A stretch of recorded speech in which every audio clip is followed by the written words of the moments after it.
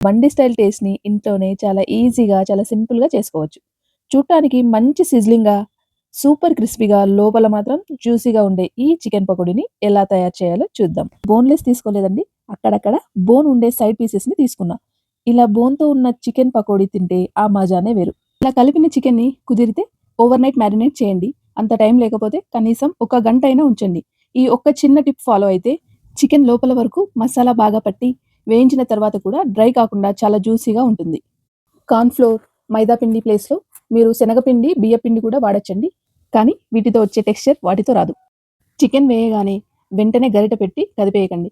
ఒక 2 మినిట్స్ తర్వాత ఇలా వేసుకున్న చికెన్ అంతా అన్ని వైపులా వేగేలాగా కలుపుతూ డీప్ ఫ్రై చేసుకోండి. అలాగే మంచి చికెన్ పకోడీని ఎంజాయ్ చేయాలంటే ఖచ్చితంగా కొద్దిగా బోన్ ఉన్న పీసెస్‌ని తీసుకుంటే రుచి చాలా బాగుంటుంది. మనం ఫ్రిడ్జ్‌లో మ్యారినేట్ చేసుకున్న చికెన్‌ని తీసి వెంటనే వేయించకండి.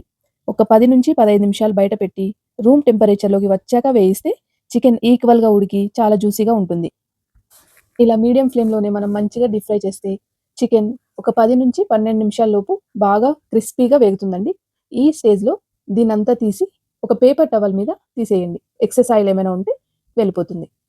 చాలా జ్యూసీగా, చాలా క్రిస్పీగా ఉండే ఈ బండి స్టైల్ చికెన్ పకోడీ ఇంట్లోనే చాలా ఈజీగా చేసుకోవచ్చు. మీరు కూడా ఒక్కసారి ఇంట్లో ట్రై చేసి ఎలా వచ్చిందో మీ ఫీడ్‌బ్యాక్‌ని నాకు కామెంట్స్‌లో చెప్పండి.